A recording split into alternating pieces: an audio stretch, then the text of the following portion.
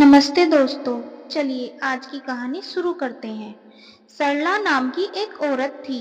उसके दो बेटे थे, अखिल और दीपेश। अखिल शादीशुदा था। उसकी शादी को 26 साल हो चुके थे। अखिल की पत्नी पढ़ी लिखी नहीं थी और गरीब परिवार से थी। सरला जी जैसा कह देती वैसा ही करती थी उनकी बड़ी बहू। सरला जी अपने छोटे बेटे के लिए अपनी मनपसंद लड़की को बहू बनाकर घर लाना चाहती थी, जो उनके इशारों पर चले, उनके चलाए उसूलों से चले। लेकिन एक दिन दीपेश ने अपने माता पिता को बिना बताए राधा से लव मैरिज कर ली। राधा पढ़ी लिखी और समझदार लड़की थी। वह अमीर और मॉडल जमाने की लड़की थी। अब तो सरला जी के सारे सपनों पर पानी फिर चुका था। जब बहू बनकर राधा ससुराल आई तो उसका पहनावा देखकर सरला जी बहुत गुस्सा हो जाती हैं और कहती हैं, देखो बहू, हमारे यहाँ ऐसे कपड़े नहीं पहनते, कुछ तो शर्म करो। यहाँ रहना है तो पहले ढंग से साड़ी पहनना सीखो। यहाँ के कुछ उसूल हैं। बहू को हमेशा साड़ी पहनना, हमेशा घूंघट में रहना और भी कई नियम कानून हैं जो तुम्हें सीखने होंगे। यह कहकर सरला अपने कमरे में चली जाती है। राधा अब धीरे धीरे अपनी सास के कहे अनुसार रहने लगी। राधा की शादी को अब 4 साल हो चुके थे, लेकिन सरला जी राधा के ऊपर हमेशा घूंघट करने का दबाव रखती थी। अब आए दिन सासू माँ की तानाशाही दिन पर दिन बढ़ती ही जा रही थी। कभी कभी पोछा लगाते हुए राधा की साड़ी अगर गलती से भी सर से सरक जाती तो भला बुरा कहने लगती, तुझे तेरे माँ बाप ने कुछ संस्कार दिए हैं कि नहीं, कि बड़ों के सामने कैसे रहते हैं। राधा को तभी गंदे हाथों से झट से घूंघट करना पड़ता।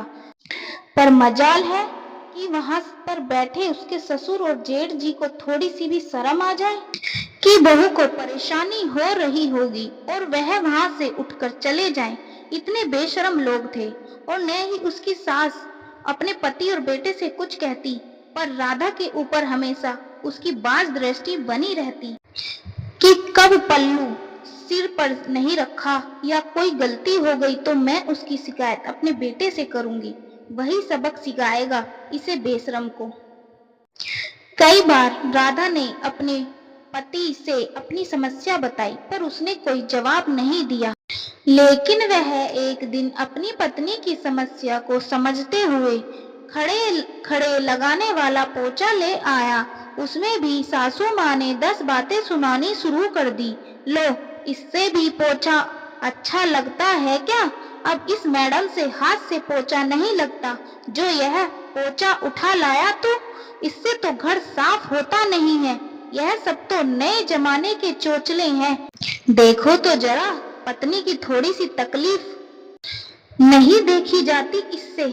हमें तो कभी नहीं लाकर दिया पोछा, जो आज लाया है। तो एक दिन राधा को रसोई में जब सर पर पल्लू रखकर काम करना मुश्किल हो रहा था, तो उसने अपने पल्लू को कमर पर बांध लिया, क्योंकि उस वक्त घर पर कोई नहीं था, और जल्दी जल्दी काम निपटाने लगी।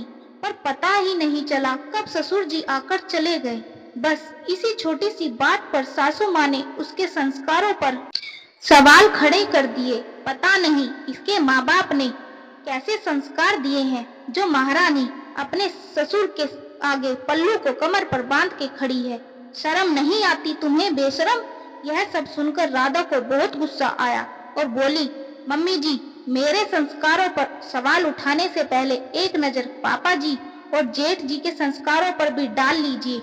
आप अपनी बहुओं पर घूंघट का जितना दबाव बनाती हैं, उतना ही अगर आपने ससुर जी और जेठ जी से यह कहा होता कि जहां बहू काम कर रही हो वहां चुपचाप और बार बार नहीं जाते, तो आपको बहू की यूं जासूसी नहीं करनी पड़ती। सासू माँ, थोड़ा पर्दा ससुर जी और जेठ जी से भी करवा लीजिए।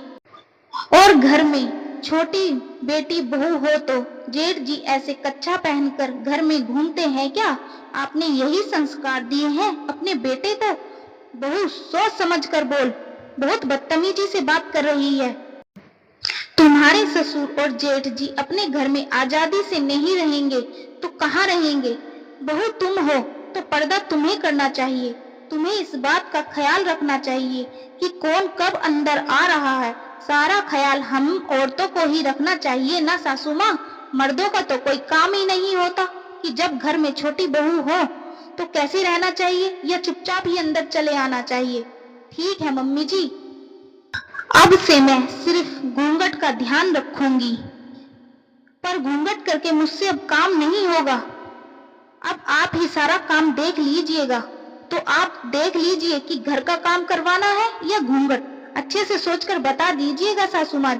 तब तक मैं आराम से अपने कमरे में जाकर बैठी हूँ। यह कहते हुए राधा अपनी कमर से पल्लू निकालकर सर पर घूंघट डालते हुए अपने कमरे की तरफ चली जाती है और राधा की सास अपने पति को यह समझाते हुए कहती है कि बार बार बिना मतलब अंदर ना आया करो, नहीं तो बहुओं ने जितना पर्दा किया है वह भी करना बंद कर देंगी। तो दोस्तों, हमने अपने आसपास अक्सर ऐसा देखा होगा कि कई घरों में सास अपनी बहुओं पर तो पर्दा का दबाव बनाती है कि वह पर्दा में रहे, अच्छे से रहे, पर घर के मर्दों से कोई नहीं बोलता कि वह भी बहुओं से थोड़ा पर्दा किया करें। जब घर में छोटी बहू बेटी होती है तो मर्दों को भी अपनी मर्यादाएं समझनी चाहिए कि छोटी बहू बेटी में घर में हो तो कैसे रहना चाहिए। तो दोस्तों, आज की कहानी आपको कैसी लगी? कहानी पसंद आई हो लाइक करें, शेयर करें और चैनल को सब्सक्राइब जरूर कर लीजिए। और आने वाली वीडियो की नोटिफिकेशन के लिए बेल आइकन को ऑल पर सेट कर लीजिए, जिससे हमारी आने वाली वीडियो की नोटिफिकेशन आप तक पहुंच जाए। धन्यवाद दोस्तों।